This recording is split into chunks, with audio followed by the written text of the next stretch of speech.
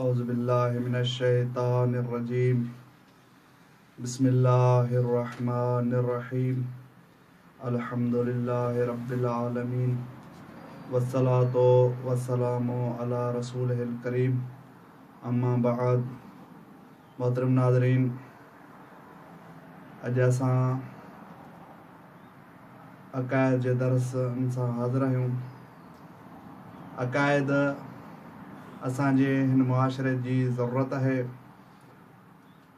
अक़ाइद जे करे ई इंसानी ज़िंदगी, मुआशरती ज़िंदगी ऐं इनफ़रादी ज़िंदगी में वॾो असरु थिए थो।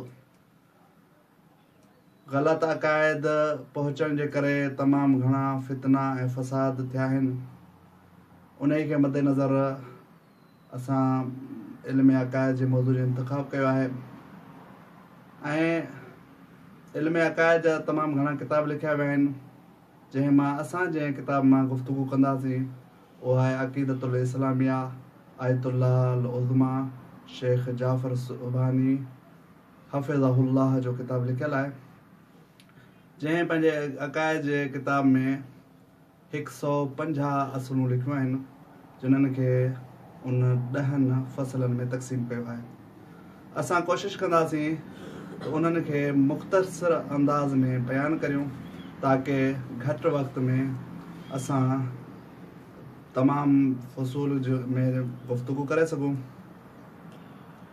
साईं जेका पहिरीं फ़सल लिखी आहे, जंहिंमें 27 असुल लिखिया आहिनि, उहा फ़सल आहे तख़लीक़ काइनात ऐं इंसान जी ख़िलक़त। ऐं उन सां गॾु साईं मारिफ़त इलाही खे बि पहिरीं फ़सल में ज़िक्र कयो आहे। सभ खां पहिरीं साईं मारिफ़त इलाही खे लिखे थो त मारिफ़त इलाही तमामु ज़रूरी आहे ऐं एतिरे क़दुरु जो उर्फ़ा लिखियो आहे त इबादतुल आमा शिरकुन इंदल उर्फ़ा। बाज़ औक़ात असांजी जेके आम मुआशरे में जेके माण्हू आहिनि, उन्हनि जी इबादत अगरि उर्फ़ा जी इबादत सां उनखे मिलायो वञे त शिरक नज़र ईंदो। उर्फ़ा जी इबादत छा आहे त हिकु मरतबा मौला अमीरुल मोमिनीन अलैहिस्सलाम जे पेर अक़दस में तीर लॻो ऐं नमाज़ में उहो तीर कढियो वियो, मौला खे ख़बर ई न पई। इहा आहे उर्फ़ा जी इबादत। आम माण्हू जी इबादत तमामु विसरियल कम इबादत में ई यादि था अचनि। मारिफ़त जा तरीक़ा, मारिफ़त हासिल कीअं थिए, उलमा इन जा 3 तरीक़ा लिखिया आहिनि। ख़ुसूसन साईं पंहिंजे किताब में 3 तरीक़ा लिखिया आहिनि। पहिरियों तरीक़ो हिस, यानी असां पंहिंजे हवास जे ज़रिए सां मारिफ़त खे दर्क करे सघूं था। असां कंहिं शइ खे ॾिसी उन मां इलाही कुदरत जो करिश्मे जो अंदाज़ो करे सघूं था, या कंहिं मौजज़े खे, कंहिं करामत खे ॿुधी करे असां इलाही कुदरत जो अंदाज़ो लॻाए सघूं था। जीअं आयत में इरशाद थिए थो लकुम समअ वल अबसार, यानी तव्हां ॿुधी करे ऐं ॾिसी करे अलाह जी काइनात जो अंदाज़ो लॻाए सघो था। उन खां पोइ जेको ॿियो तरीक़ो आहे मारिफ़त खे हासिल करण जो, उहो आहे अक़ुल।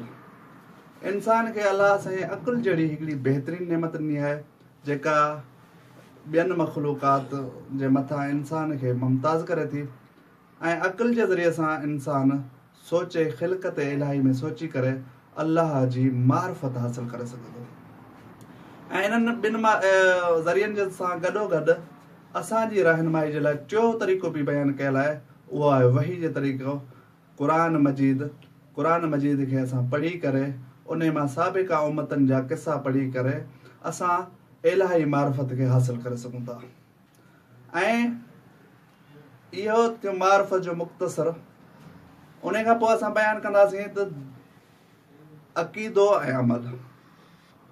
साईं जेका ॿी असुल लिखी आहे अक़ीदो ऐं अमल, तमामु अंबिया औसिया उन्हनि सभिनी जी जेका तबलीग आहे, उन तबलीग जो ख़ुलासो सिर्फ़ु 2 शयुनि में अचे थो। हिकिड़ो आहे अक़ीदो। अक़ीदो यानी असां वहदानियत, रसूल सल्लल्लाहु अलैहि वसल्लम जी रिसालत या ॿियनि अंबिया जी नबूअत जो इक़रार करे जहिड़े तरीक़े सां तमामु अंबिया हिकु ई जुमिलो फरमाईंदा हुआ, कूलू ला इलाहा इल्लल्लाह, तव्हां ला इलाहा इल्लल्लाह चओ ऐं कामयाबु थी वञो। ऐं उन्हनि जी तबलीग जो जेको महवर ॿियो आहे उहो अमल। अमल मां मुराद असांजे मथां रखियल ज़िमेदारियूं कुझु अहिड़ियूं हूंदियूं आहिनि जेके इंसान जी इनफ़रादी ज़िंदगी जूं हूंदियूं आहिनि, कुझु मुआशरती ज़िंदगी में इंसान जे मथां ज़िमेदारियूं हूंदियूं आहिनि जेके इंसान ते ज़रूरी हूंदियूं आहिनि। ऐं इन खां अलावा असां अॻिते इंशाअल्लाह अक़ाइद जी गुफ़्तगू मुकमल कंदासीं। अॼु जे लाइ एतिरो ई। वस्सलामु अलैकुम वरहमतुल्लाहि वबरकातुहू।